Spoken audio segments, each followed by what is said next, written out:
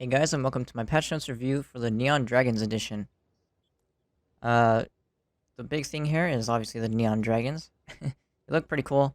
One thing I do want to say is you probably noticed that this video is coming out earlier today, and I didn't upload a gameplay video. That's just because the servers were down for an hour, and then it took like half an hour to get in, so there is no way I could get footage for a gameplay video for you guys today. So I'm sorry about that, but I tried making it up with releasing this video as early as I could. So, moving on to the actual patch notes, the Neon Dragons are now live. You can now earn Neon Dragon caches from challenges or purchase them on the store. So they replace the Azulian Dragon caches. Where are they? Goods. So if you go to goods, you can get the 1, 10, or 50 packs. Neon Dragon caches have an uncommon chance of dropping Neon Dragon souls and have a rare chance of dropping Dragon coins. Dragon coins can be used to craft previous Dragon souls as well as for forging. I don't know what that forging is, so let's go to the hub. The Dragon patch is the patch that I never covered because that was when I took my break from Trove and YouTube. So if I'm like unaware of stuff, yeah, that's because I never looked into it. So I don't know what forging is. I do know that they said you wouldn't be able to craft these Azulian Dragon Souls after or they're only available for a limited time, so I guess they weren't completely honest with that. But it looks like you can still do it. I don't know what the forging is though, so you guys have to let me know in the comments and get me up to date. But moving on, there are now more levels of rewards for dragon progression. Since souls are more common, the required amount to max your progression has been set to 100. The chance to get 1,000 flux or 50 eyes from Neon Dragon caches is slightly lower than it was for Azulian. So I guess that's why people have so much flux now. Again, I missed probably like the biggest patch Trove had, besides the release. And I'm so far behind because of that. Crafting the Azulian Dragon Soul with Azulian Dragon Essences no longer requires a Dragon Coin, as well as Essences. It now costs 4 Essences and Glacial Shards. You already saw that in the table. It is right here. There is now a new recipe which costs 2 Dragon Coins and Glacial Shards only. In the future, the Dragon Coins will be usable to get other out of rotation Dragon Souls. That's kind of hard to read. What? In the future, Dragon Coins will be usable to get other out of rotation Dragon Souls. Okay, so they're saying that Dragon Coins will always be usable no matter what the current Dragon Soul is, or Dragon Essence. That's what they're saying. It was just a little weird reading it. Now time for game updates. New in the store, cash chests have been randomized this week's. Contents include some hard-to-find mounts. I didn't look on the Rune Master's Record. Okay, so that's one of the ones from the Shadow caches, I think, from the Shadow Arenas. Mechanics, all boats now accelerate faster when not turning. So I think they're trying to fix the whole, if you spam your boat, you move faster than just sitting on it. Like, this is what people do now. Did they change it? All boats now accelerate faster when not turning. Okay, yeah, so it's a little better. I still think that spamming this is going to be faster, just because you already accelerate at max speed.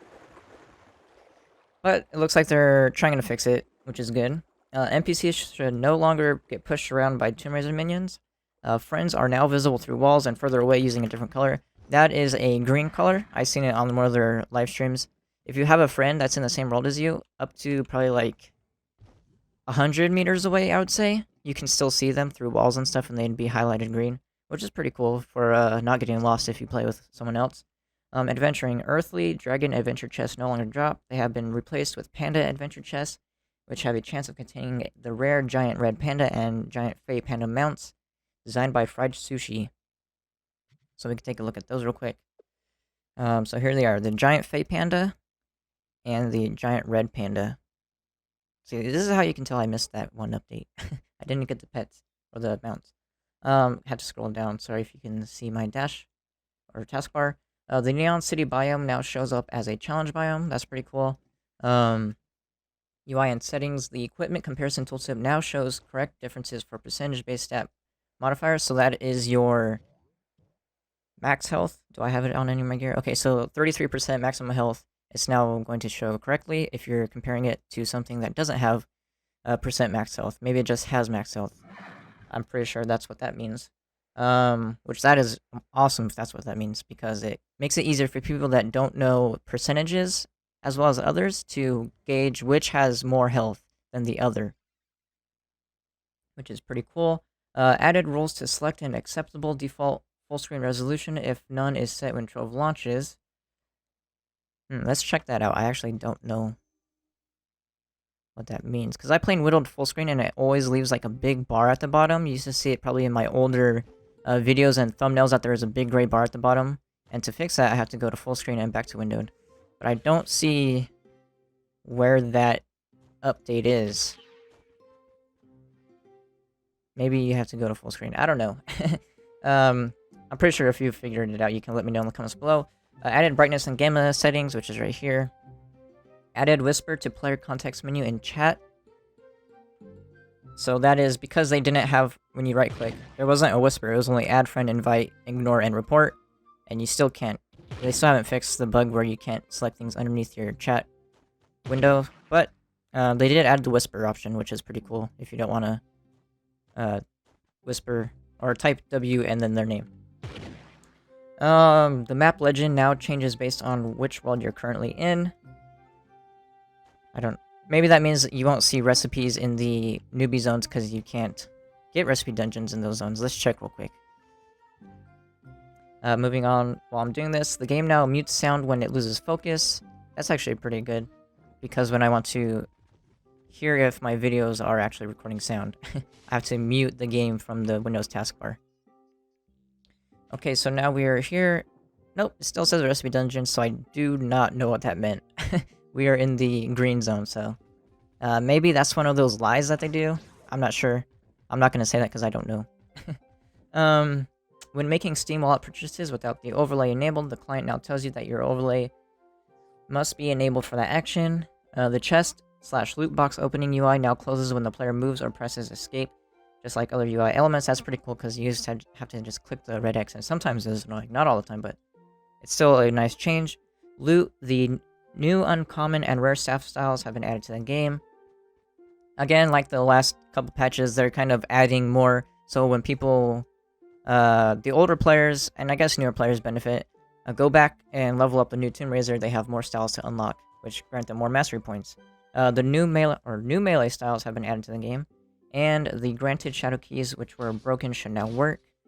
I don't know what it means by granted shadow keys. Did people get free shadow keys? I don't know. But moving on, the last little section, crafting. Crafting now starts a second stack of an item. I think I noticed that. So say you have 100 in a stack of Glim, and then you have a full 10,000 stack. Once it goes to the full 100, it's going to put in the 9,999, which is good. The Elysian Flask refilling station on the starting cornerstone is now lootable. This only affects newly created cornerstones, not existing ones. They were lootable, at least in alpha and beta. I don't know if they changed that, but it looks like they reverted it back to how it was. And finally, bug fixes and polishes, implemented additional server and database optimizations, fixed a bug where consecutive login stat could get reset when it shouldn't have, and this time they put really, because again, they lied last week, and I think I can prove that, because last week I showed you guys, where's the badges? Consecutive days. Okay, yep, we're on 3 of 3, and we were unable to get to the silver. It got stuck after hitting bronze, and we've been on 3 instead of 1 of 3. We're now 3 of 7 forever, but hopefully they fix that. I haven't got a 4th day, so I don't know if they fixed it this time or not. We'll have to see next week when they say it again. Neon City grass now works like other grass. It'll spread onto dirt. Fixed a bug where grass would sometimes change into the wrong type of dirt. The Sky Realm no longer incorrectly displays recipe icons on the world map. That's actually pretty good, because there's just recipe icons everywhere when there isn't recipe dungeons in that biome.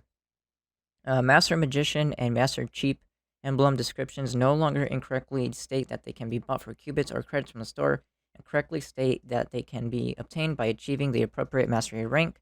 And those are, I think, the end mastery levels, like past 110, some of the new ones that they added.